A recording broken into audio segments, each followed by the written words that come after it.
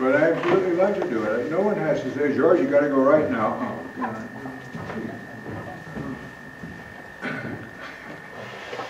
George, to be more successful, you have to learn to market. Oh, I don't know how to do that. I don't like that. Who cares, George? You got to learn to do it anyway. So I'm learning to do it. It's kind of fun, using all these tweet, Twitter, faves, buzz up, blah blah blah, all of these things to get the word out. Using writing a book blog where I put up book reviews. Connecting with other book reviewers on their book blog, sending free copies of the books around to get to see what effect that has. I got a wonderful review on 2 of my books from a man named Ramsey Baroud, who's from Gaza originally, and I discovered after I moved here to Japan that he lives in Seattle. Could have gone to Starbucks with him if I'd known sooner enough. But I sent him a copy of both of my books, and he loved them. His 2 young daughters loved them. I got a wonderful review. Who knows what effect that's going to have in terms of sales? I don't know. But if I hadn't done it, I wouldn't know either. So I have to learn these new things.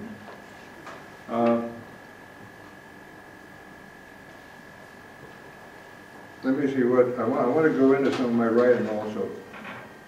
I think there were a couple of other things I wanted to bring up, and I may have. Oh, yeah.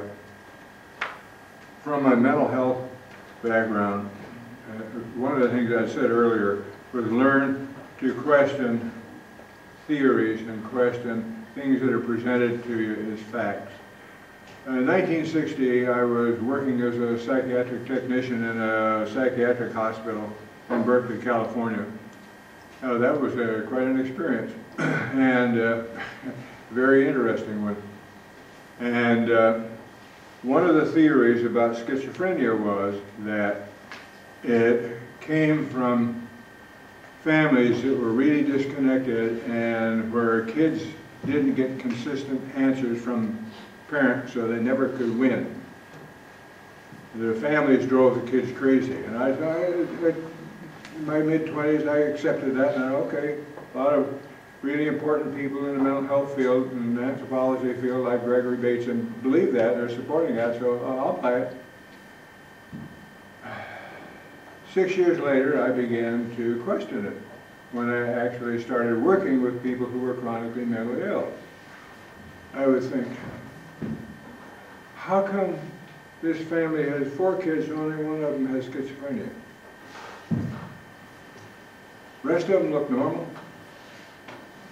Parents don't look really weird. The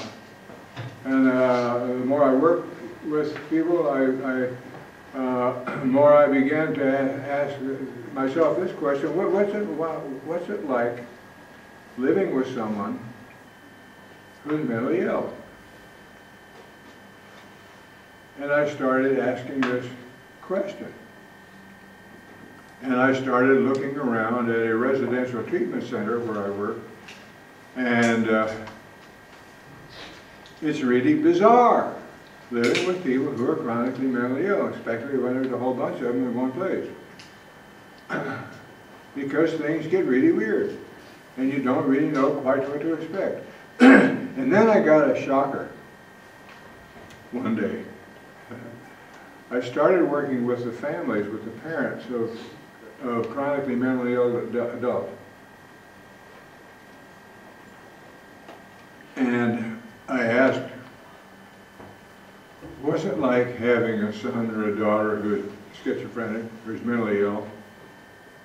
And this was the shock to me. No one had ever asked that question before. No one in the mental health field, no psychologist, social worker, or psychiatrist had ever asked them. I just sat back, I'm shocked.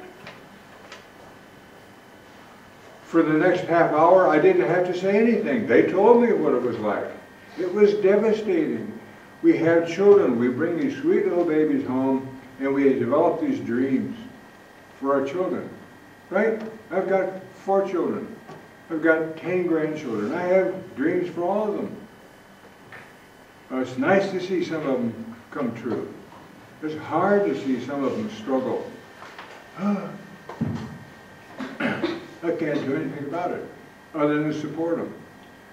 And then you watch this beautiful child grow into a teenager, 17, 18 years old, and all of a sudden something snaps. And the son or the daughter develops delusions, they hallucinate, they get up at all hours of the night, they're frightened of things, they see things, hear things that nobody else sees or hears, but they for sure do both. And the parents lose sleep, they worry, they take the child to the psychiatrist. They can't get any information from the psychiatrist because there's a privileged communication between the patient and the doctor, but they have to pay the bills, and nobody ever tells them anything or asks them. So I looked at that whole schizophrenic family thing, the family origin, and I interviewed families for about 5 years. Out of all those people, I encountered 2 families where I was pretty certain that the problems in the family did have a lot to do with the child's mental illness. And one of them was a situation where the mother was convinced during pregnancy that her child was going to have mental problems. Oh boy did he. Had all his life. She started taking him to psychiatrists when he was little. And the one way to keep mama happy was to be crazy. So he was. Duh. I mean, it was, you know, and I remember working with a psychiatrist, and I said, Tom, I know you're really pleased and happy that he's getting better, but I bet you she pulls him out of treatment. Why would she do that? Because he's getting better. And she's not going to know what to do with him. You know, I worked with a lot of families of alcoholics.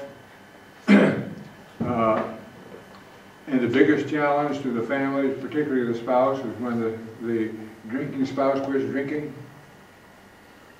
It's logical that everyone will be happy, right? Yeah, it is logical, except it doesn't work that way. The reason it doesn't work that way is that the person who's not the addict has gotten so used to living with the addict, and once the addict stops, now what do? I don't know how to act around this yo-yo. I don't know how to act around this person, and he's changed. Well, you guys changed, sure, he's not drinking anymore. He's in treatment, he's learning how to be a human being. So then teaching the spouse that you also need to learn to change. So we make a change in one area, whether it's a company you're working with, a school you're working with, a hospital, whether it's your own family or your own little business, you make a change in one area, and that creates a need for changes in a whole lot of other areas. Just accept it. It's going to happen. It's just going to happen. That's the way life works. Okay. Being a writer, I started my writing career in 1964 when I wrote a novel. Never published it. We all do that. We write several novels and don't publish them until we've written several, and then we get some published. But I want to talk to you about some of my writing and where I get ideas.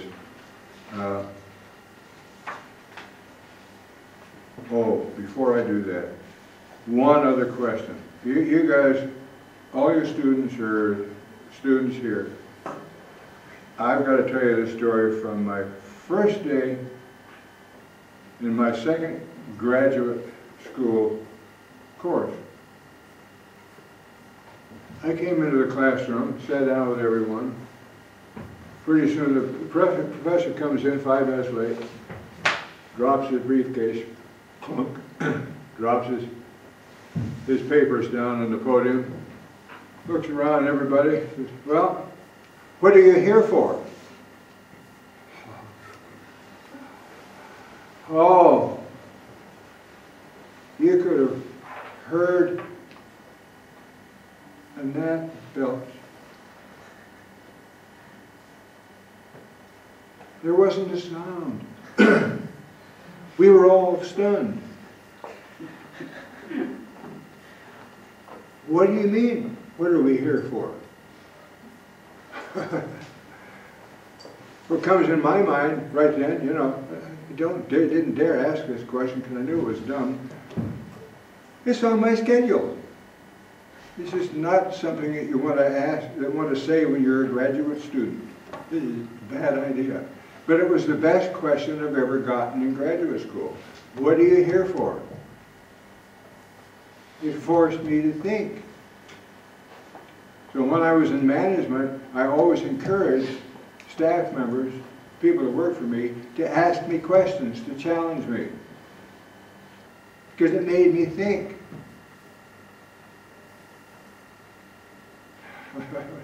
It made me think. I like to think. I remember having a discussion on Facebook. You know, I have all these discussions with people all over the world that you never ever talk to. And this guy would just bedevil me with this one issue that I had put something up there on the Facebook page and he questioned it. And then he challenged me on it and he kept pushing me on it. And if I can sit down with him, I'd strangle him. But it was good because it forced me to go do some research and do some thinking, more thinking than I had been doing on that particular issue, to come up with an answer that would satisfy both of us. And it took several weeks. And I'm glad he challenged me. I'm glad Walt did that. That's a good friend who will challenge you. It's a good professor who will challenge you.